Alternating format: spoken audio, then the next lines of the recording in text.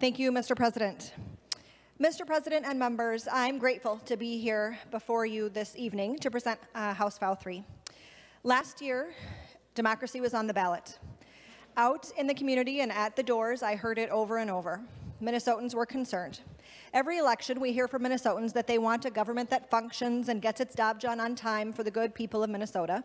But this time, worries ran deeper. Minnesotans are perceptive, and we're worried about what they were seeing in our politics and across the country. The rise of election denialism, inflammatory rhetoric, harassment and intimidation directed at local officials and election volunteers, the rise of disinformation and the big lie. But Minnesotans are also proud. We are voters. We know that our elections are strong, and we want to protect them and strengthen them. Over the course of conversations and years of working, all coming together, we put together a plan for a package of reforms to strengthen and expand access to the ballot at a time when it is greatly needed, which is what is before you today, the Democracy for the People Act. Because we know that despite the divisiveness of our political climate, Minnesotans are greater than the politics of fear. We know that when we embrace our best democratic traditions and come together to make our voices heard, we end up with politics that more accurately reflect the will of the people. All throughout this legislative session, we heard from many incredible people. People who have come to the Capitol from across Minnesota to share their stories and advocate for a true multiracial democracy that includes everyone.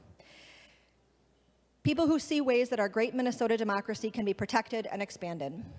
We've had election judges speak to us about the ways in which automatic voter registration can ease their burden on election day while bringing in more people. We've had high school students come talk about the ways they're already getting involved in our democracy, such as election judge assistance and how much it would mean to them and their peers to be able to pre-register to vote. We've had people from communities where English is not the primary language come to talk about the barriers that exist for them and their friends and family, and how language access resources at the ballot box would mean they can advocate for themselves at the ballot. We've had people with disabilities come and speak about the importance of absentee voting and the ways in which a permanent absentee voter list would ensure that they are able to vote every year, no questions asked. And we've had people who have spent careers working for wealthy corporations tell us that they've seen firsthand the ways in which the needs of our communities too often come second to the needs of wealthy shareholders. They've made it clear they want to see us even the playing field between wealthy special interests and the people who make Minnesota home. And this bill does just that. We've heard many stories from people who are invested in building a democracy that works for them and their communities. We owe it to them, and while we may be the ones casting the votes today, they're the ones who are making the Democracy for the People Act a reality. This is a comprehensive democracy bill that defends, strengthens, and modernizes Minnesota's best traditions of voter participation, sound elections administration and trusted local elections officials, transparency in government, and grassroots campaigns with voter and local donor support. This package of common sense solutions rests on the premise that our state works best when Minnesotans' voices are at the center of our democracy. All Minnesotans benefit: Black, brown, Indigenous, white, Metro, Greater Minnesota, rich, poor, Democrats, Republicans, independents, and those with no party at all. We all benefit when Minnesota voters, not corporations or national forces, are at the center of our democratic process. This bill responds to the urgent and the overdue, with reforms to make our voting processes more accessible to Minnesotans in three main ways. First, it strengthens the freedom to vote. It ensures equitable access to opportunities to vote, early, absentee, or in person. It expands ballot access with secure automatic voter registration of eligible voters when they interact with a state government entity, providing the necessary information. Optional pre-registration of 16 and 17-year-olds so that they are on the voter rolls when they turn 18. Second, it protects Minnesota voters and electoral processes. It strengthens provisions that protect voters, election officials, and election volunteers from harassment and intimidation. It ensures that all Minnesotans have equitable access to adequate instruction and information support when they need to vote in the language that is best for them.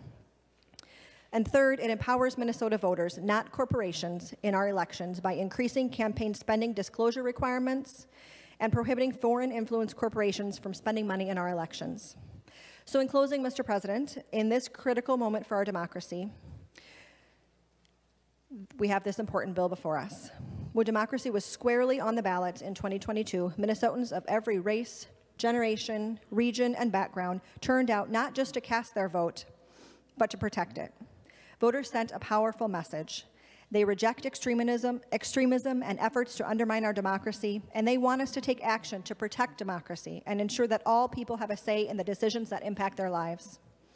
So I'm proud to bring this comprehensive legislation that will have the effect of protecting and strengthening the freedom to vote, amplify the power of Minnesotans by reducing the influence of dark money and corporations in our politics, and ensure that our democracy is fair, inclusive, and responsive to the needs of Minnesotans across the state. We've seen our democracy tested, and there are challenges ahead to be sure. To ensure that we have a democratic process that is strong enough to get us through the times ahead, I can't think of a more important effort than working on these common sense reforms to defend and strengthen our democracy so that Minnesota voters and communities are at the center. And with that, Mr. President, I look forward to the conversation.